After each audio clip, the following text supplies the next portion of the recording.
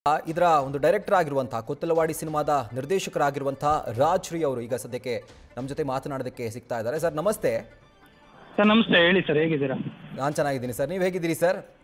ಆರಾಮ್ ಸರ್, ಆರಾಮ್ sir.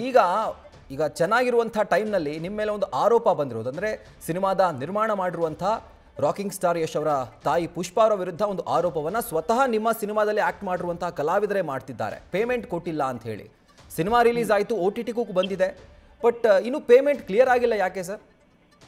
Sir ಇಲ್ಲ, ಅದು ಏನಂದ್ರೆ ನಮ್ಮ ಕಡೆಯಿಂದ ನಾವು ಪೇಮೆಂಟ್ ಕ್ಲಿಯರ್ ಮಾಡಿದ್ದೀವಿ. ಸೊ ಅದಕ್ಕೆ ನನ್ನ ಹತ್ರ ದಾಖಲಾತಿ ಇದೆ. ನಾನೀಗ ತಲಗಟ್ಪುರ ಪೊಲೀಸ್ ಸ್ಟೇಷನಲ್ಲಿ ಕಂಪ್ಲೇಂಟು ಕೊಡ್ತಾ ಇದ್ದೀನಿ ಸರ್ ಅದ್ರ ಬಗ್ಗೆ. ಸೊ ಅದಕ್ಕೆ ಬೇಕಾಗಿರೋ ಡಾಕ್ಯುಮೆಂಟ್ಸ್ನ ಅವ್ರಿಗೆ ಅಲ್ಲಿ ಹ್ಯಾಂಡ್ ಓವರ್ ಮಾಡಿರ್ತೀನಿ ಸರ್. ಓಕೆ, ಬಟ್ ಮಹೇಶ್ ಗುರು ಅವರು ನಿಮ್ಮ ಮೇಲೆ ಆರೋಪ ಮಾಡ್ತಿರೋದಾದ್ರು ಯಾಕೆ, ಅಂದರೆ ನಿರ್ಮಾಣ ಸಂಸ್ಥೆ ಮೇಲೆ ಈ ರೀತಿ ಆರೋಪ ಯಾಕೆ ಅಂತ? ಗೊತ್ತಿಲ್ಲ ಸರ್ ಅದು ಏನಕ್ಕೆ ಅಂತ.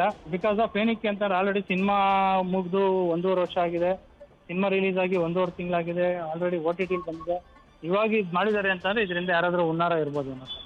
ಅಂದರೆ ಬರೀ ಅವ್ರು ಅಷ್ಟೇ ಅಲ್ಲ ಸರ್, ಯಾಕಂದರೆ ಅವರ ಸಹನಟಿಗೆ ಅಂದರೆ ಚಿತ್ರದ ಸಹನಟಿ ಸ್ವರ್ಣ ಅವರು ಕೂಡ ಒಂದು ಆರೋಪವನ್ನು ಮಾಡ್ತಾ ಇದ್ದಾರೆ, ಪೇಮೆಂಟ್ ಸಿಕ್ಕಿಲ್ಲ ಅಂತ ಹೇಳಿ. ಒಬ್ಬರಾದರೆ ಕಾನ್ಸ್ಪಿರಸಿ ಅನ್ಬೋದು, ಷಡ್ಯಂತ್ರ ಅನ್ಬೋದು, ಬಟ್ ಇಬ್ಬಿಬ್ರು ಆ ಸಿನಿಮಾದಲ್ಲಿ ವರ್ಕ್ ಮಾಡಿರೋರು ಈ ಒಂದು ಆರೋಪ ಮಾಡ್ತಿದ್ದಾರೆ ಅಂತಂದ್ರೆ ಸರ್ ಅವ್ರು ಬಂದಿದ್ದು ಆಕ್ಚುಲಿ ಒಬ್ರು ಮೀಡಿಯೇಟರ್ ಮುಖಾಂತರ.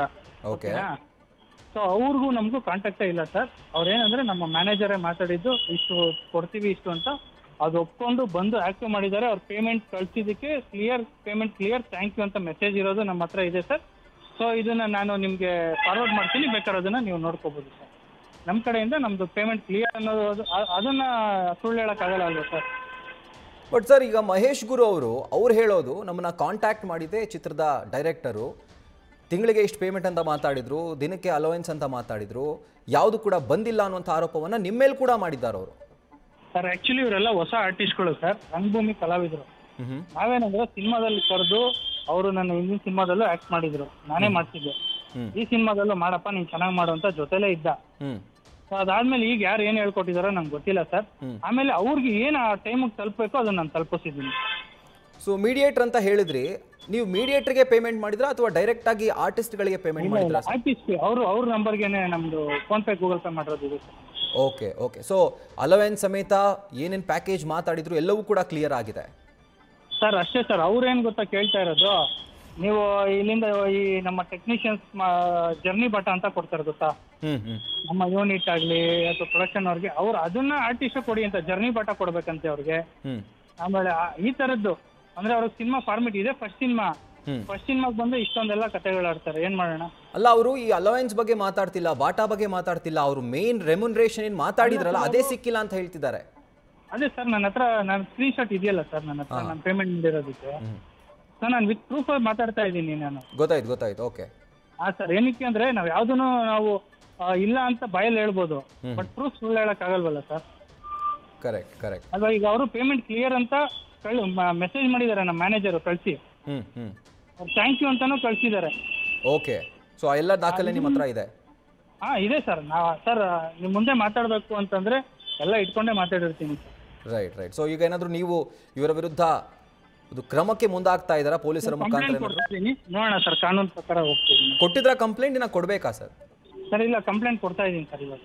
ಓಕೆ. ಸೊ ಯಾರ್ಯಾರ ಮೇಲೆ ನೀವು ಲಾಡ್ಜ್ ಮಾಡಬೇಕು ಅಂತ ಇದ್ರಿ ಕಂಪ್ಲೇಂಟ್ನ? ಸರ್ ಇಲ್ಲ, ನನಗೆ ಇದ್ಯಾವುದೋ ಸ್ವರ್ಣಂದು ನಂಗೆ ಗೊತ್ತಿಲ್ಲ ಸರ್. ಬಟ್ ಅವ್ರದ್ದು ಏನಂದ್ರೆ ನನಗೆ ಮ್ಯಾನೇಜರ್ ಅವ್ರ ಹತ್ರನೇ ಮಾತಾಡ್ಸಿ ಅದು ಕ್ಲಿಯರ್ ಮಾಡ್ತೀನಿ. ಅದು ಏನಕ್ಕೆ ಅಂತಂದ್ರೆ ಅವ್ರ ಪೇಮೆಂಟ್ ಅವ್ರ ಕಡೆಯಿಂದಾನೇ ಕ್ಲಿಯರ್ ಮಾಡ್ತಿದ್ದೀನಿ, with phone pay Google pay ಮಾಡಿರೋದು ಆನ್ಲೈನ್ ಅಲ್ಲಿ. ಓಕೆ. ಮಹೇಶ್ ಗುರು ಮೇಲೆ ಮಾತ್ರ ಕೊಡ್ತಾ ಇದ್ದೀನಿ. ಆನ್ಲೈನ್ ಪೇಮೆಂಟ್ ಆಗಿದ್ರೆ ಖಂಡಿತವಾಗ್ಲೂ ಅದರ ಡಾಕ್ಯುಮೆಂಟ್ಸ್, ಅದರ ಪ್ರೂಫ್ ಖಂಡಿತವಾಗ್ಲೂ ಇದ್ದೇ ಇರುತ್ತೆ. ಹೌದು ಸರ್. ಬಟ್ ಈಗ ನೀವು ಒಂದು ಹುನ್ನಾರ ಆಗಿದೆ ಅಂತ ಹೇಳ್ತಾ ಇದ್ದೀರಿ, ಒಂದು ಷಡ್ಯಂತ್ರ ಅಂತ ಹೇಳಿ. ಸೊ ಯಾರಿರ್ಬೋದು ಇವ್ರ ಹಿಂದೆ ನಿಮ್ ಪ್ರಕಾರ?